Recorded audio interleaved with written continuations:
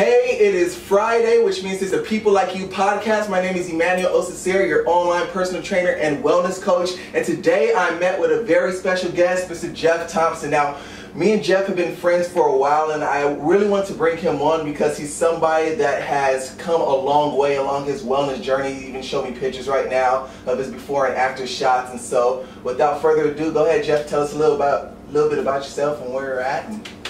Yeah, well, I mean, the hardest part was passing in and out on the way over here. I just had to drive with my eyes closed for about 30 seconds, and luckily I made it through. Right. Red lights and all, but yeah, I've been working out consistently for, I think February has been 2 years, and it's been a lot of learning, a lot of commitment, a lot of slipping and falling and getting back up again, you know, but just trying to remain consistent. Right. So what really got you into working out in the first place? Because I know you've always been active. You've played basketball. You're even really big into music and everything. So what was it that really got you into weightlifting 2 years ago?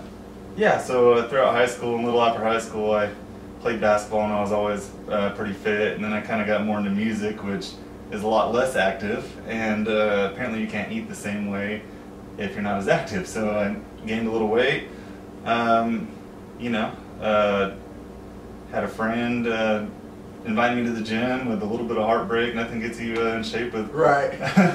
Nothing gets you in shape better than a little heartbreak and a little revenge bod, you know, and that's kind of where it started. Nice. So your friend that got you into the gym, was it someone who kind of worked out with you all the time, or it was just like, hey Jeff, here's the gym, and then you just kind of do it by yourself from there? Well, you know what friend I'm talking about, and he's always trying to get chicks. So he's like, he's like, Jeff, we need to get in the gym, get these chicks, and I'm like, right. I'll get in the gym. I mean, I don't know if that's my motivation, but right. you know, I didn't like what I saw in the mirror, you know. So yeah. And I just watch TV and go home and eat junk food and watch TV right. every day. So I thought it was time to make some changes. Right. So you talked about kind of how you just kind of had to go for it 2 years ago. What were some, I guess what I'm trying to get at is, it wasn't a quick change, right? You kind of gradually started to see changes in your body and I'm sure your lifestyle a little bit. Yeah, I mean, I know that I've tried working out in the past, where you work out a couple months and you just stop, and then I think everyone that works out has been through that process, and then finally I just decided that I'm not going to focus on results, but focus on consistency and commitment. Perfect. And the results will follow, right. you know. And so I was like, well, if I can do this every day, scientifically proven, it's going to work, right. you know. And so just kind of avoided stepping on the scale, avoided looking in the mirror, and just try to remain consistent. Perfect. Yeah, no, and I actually posted the Mini Habits blog post today too, so that goes right online with the power of habits. What are share some stumbling blocks that you had, because I mean that's been like that for me as well too, whether it's been injury, surgery, lack of motivation. What are some things that kind of tripped you up with your consistency? Well, for a while I was trying to do this plan that started at 5:45 in the morning, and I just couldn't get up consistently. I didn't have the mental strength to do that. It works for a lot of people, but I was only making it about 2 days a week. So I started going in the afternoon, and I was able to be more consistent in that. Another thing is making good decisions. Eat before you go hang out with your friends.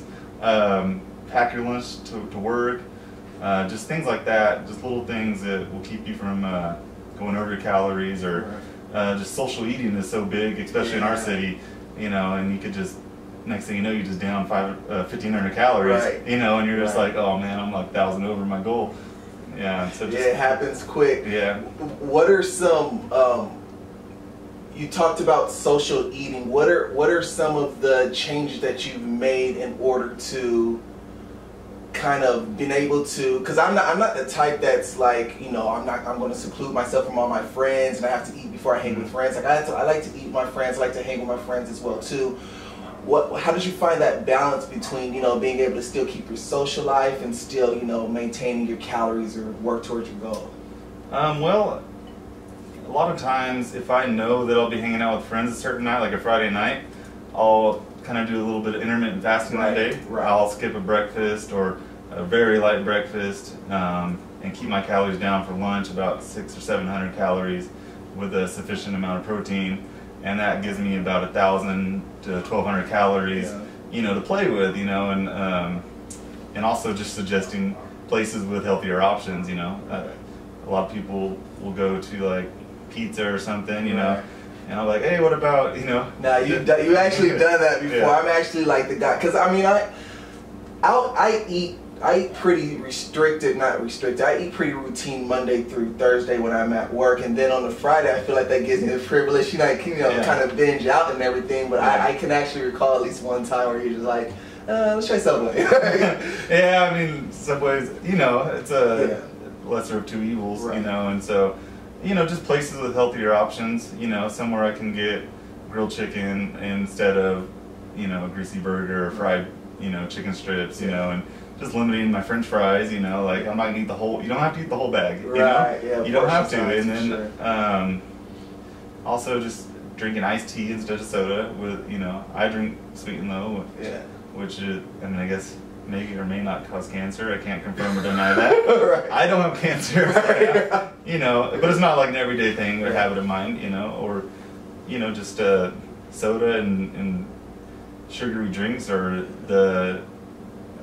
they are a very sneaky calorie, you know, and people don't realize, you know, that, you know, regular soda can have an extra 200 calories, 250 calories, and then you're getting a refill, so next thing you know, you just drink 500 calories.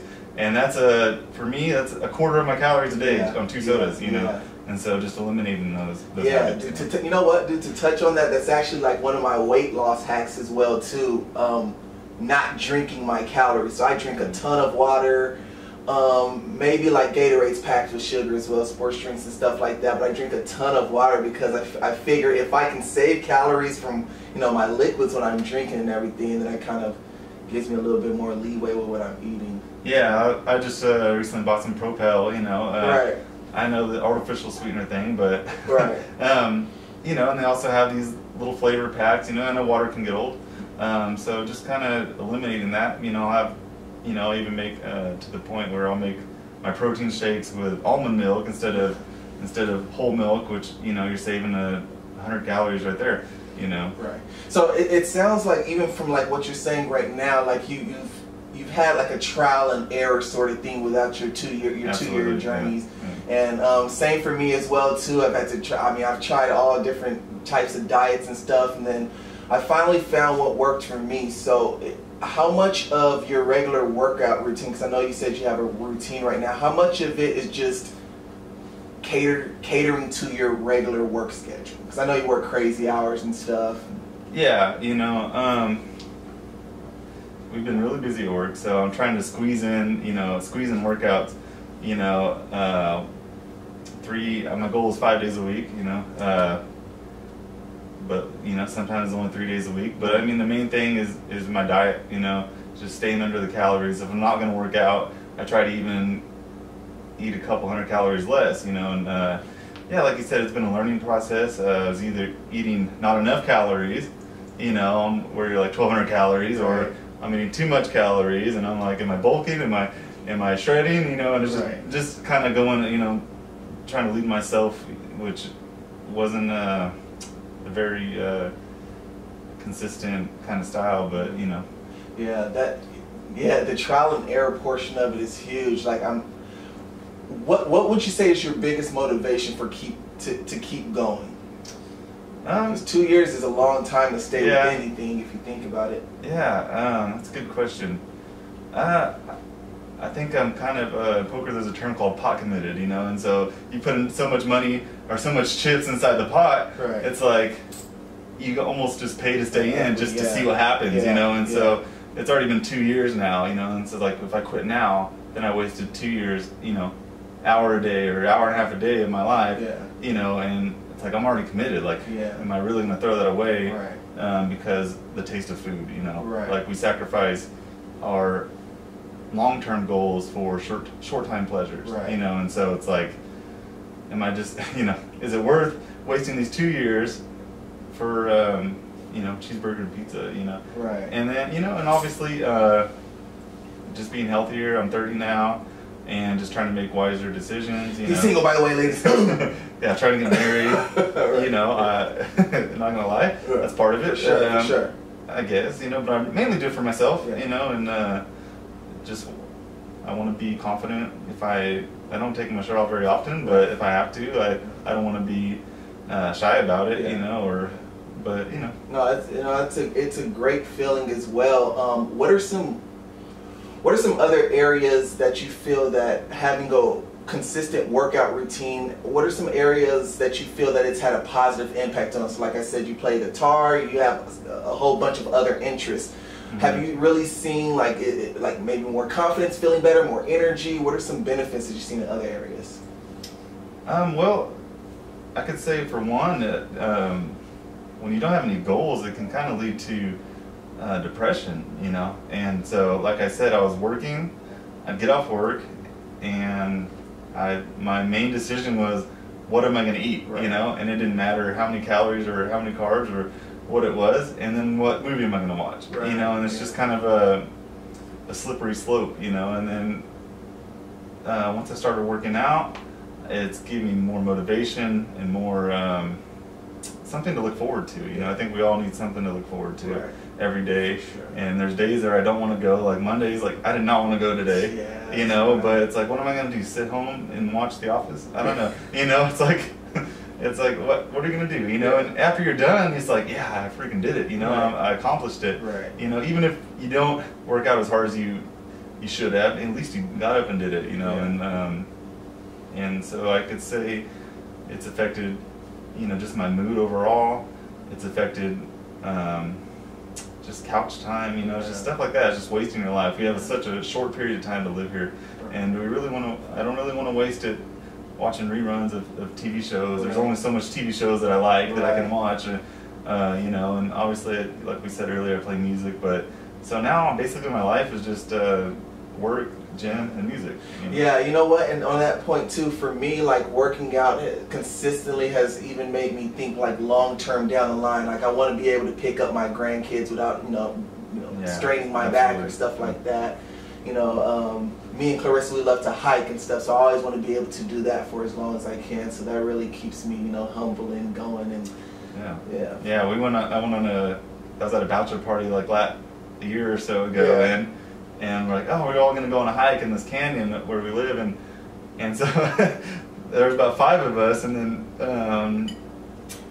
how can I put this nicely? 2 of the guys were in such great shape, you know, and they went about a mile and they just couldn't breathe, and they turned around and walked, you know, and had to turn around and walk, and they went to a brewery and ate cheeseburgers, you know, and I don't want to be that, you know. As fun as that sounds, I'm like, you know, maybe.